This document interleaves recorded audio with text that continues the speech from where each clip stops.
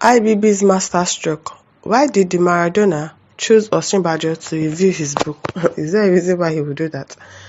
In the grand game of Nigerian politics, where deception is an art, alliances are fleeting, and loyalty is measured in personal gain, few have played it better than General Ibrahim Badamasi Babangida.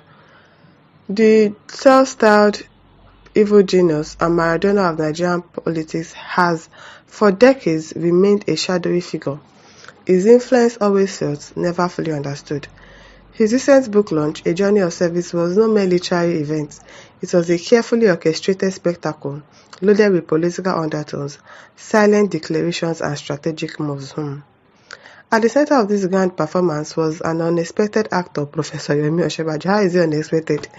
Yeah, you already said they already announced that Osinbajo was going to help him review his book. So how do you think? What is strategic about that? Why did Babangida, a master of political subterfuge, choose a former vice president, a man whose political career nearly ended at the hands of President Bola Ahmed Tinubu, to review his book? Was this a symbolic endorsement, a subtle act of provocation, or was it simply another chapter in Babangida's never-ending game of power chess?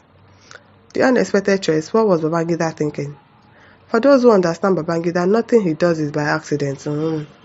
The man who annulled the June 12 election, orchestrated the rise and fall of political juggernauts, and built a reputation as Nigeria's most enigmatic political player, does not operate on whims. How do you know that so much? Who is this person? Osinbajo, by all accounts, was an unusual pick. He is a technocrat, a man more associated with policy and governance than the dark art of political maneuvering. He was Tinubu's loyal protege until 2022, when he dared to challenge his former benefactor for the APC presidential ticket. That act of defiance branded him a political traitor in the eyes of Tinubu's loyalists, effectively exiling him from the inner circles of power. So why did Babangida, a man whose very move is calculated, chose Professor Osinbajo to review his book? Was it a sign that the Maradona of Nigerian politics is eyeing a new player to upend the current power structure? Maradona's signature move: disrupt and divide. Babangida's political style has always been about one thing: disruption. He thrives on division, on playing factions against each other, on ensuring that the political waters remain perpetually murky. His greatest talent has never been holding power but controlling those who do. By placing Osinbajo at the center of his book launch, Babangida sent an unmistakable signal, one that was impossible to ignore. Now they see the signal, because I don't understand which signal that you are seeing. Babangida, who understands the language of political power better than most, knew that Osinbajo's presence would be perceived as an indirect challenge to Tinubu. The message was clear: Osinbajo is not finished. He still has a role to play. Wahala be like, which kind of analysis with this one?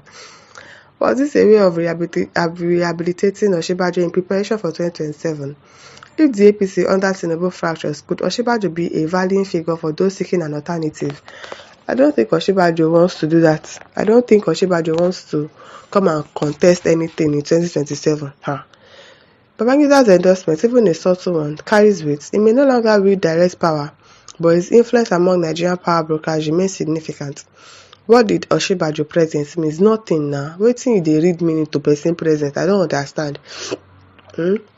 Osinbajo's speech at the event was diplomatic, careful, and measured. He praised Babangida's contribution to the nation's history, spoke about leadership, and avoided direct political commentary. Yet, the optics were undeniable. Here was a man who had been sidelined in the corridors of power, suddenly given a prominent platform by none other than Babangida himself. What's prominent about coming to analyze a book? What's the big deal there? I do not understand. Is it a political campaign that you say, okay, he's giving him a significant thing to come and do? Just to read book. What's the prominent platform there?